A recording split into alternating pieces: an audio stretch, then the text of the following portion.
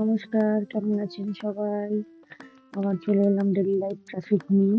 কোনোদিন ভালো, কোনোদিন খারাপ, কোনোদিন অনেক ভালো। তো আজকে অনেক বৃষ্টি পড়ছিল।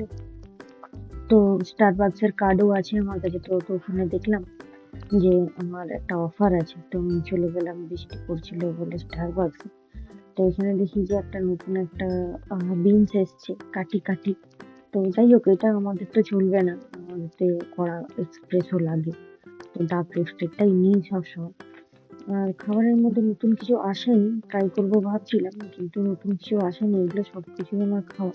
তো এই দুটো ছিল আমার ফ্রিতে। তো এটা ছিল, একটা ছিল কোল্ড কফি আর একটা ছিল ক্যাপুচিনো। তো এইগুলো খেলে আমার হবে না, কারণ কি এক্সপ্রেসো ছাড়া আমার দিনটা চলে না।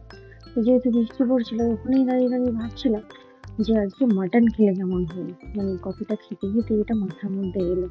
তো চলুন যাওয়া যাক, একটু মাটন নিয়ে তারপরে বাড়িতে যাব। বাড়িতে গিয়ে ওটাকে বেশ লাল করে একটা পাতলা মাটনের ঝোল বানাবো। তো দেখতেই পাচ্ছেন মাটনটা লাল হয়েছে। আর 1000 টাকা কিলো মাটন, তাও বললে হবে? খেতে তো হবে বৃষ্টির দিন। দেখি চলুন, মাটনটা হতে বাড়ির সবাই কি করছে, তারপরে একসাথে সবার খাওয়া দাওয়া, ঘুম, তারপরে আবার সকালবেলা উঠে নিজের কাজ।